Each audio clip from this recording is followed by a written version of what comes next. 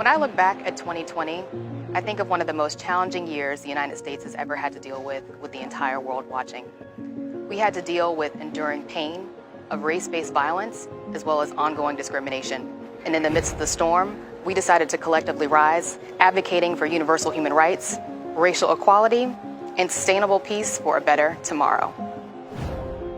The global racial justice protests in 2020 made me realize that the fight for racial justice is unified across borders, languages, and cultures. As one people, we have a responsibility to address racial injustice and not stay silent when it doesn't directly impact or is too close to our lives. We have a powerful voice. Let's use it for lives depend on it.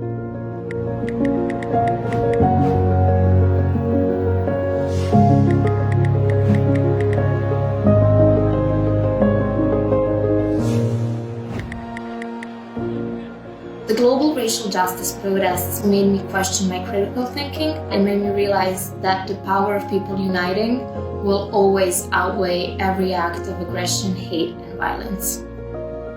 The global racial justice protests in 2020 made me realize how far we have come in this country, to realize the vision of our founding documents that all men are created equal. What we do in protests may not end racism, but it will in the arc of history.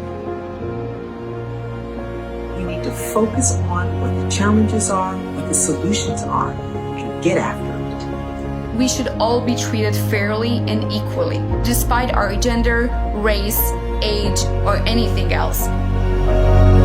I'm determined to harness that global solidarity to advance racial justice everywhere and leave our children with a less hateful, more hopeful world. For the United States to be a credible force for human rights around the world, we have to face the realities of racism and hatred here at home. We can't sweep our shortcomings under the rug or pretend they don't exist. We need to face them openly and honestly, even if that's ugly, even if that's painful. That's how we live up to our values and how we're able to effectively stand up for them worldwide. Today and always, let's commit to accountability, healing, and doing the concrete work of advancing equity and justice for all.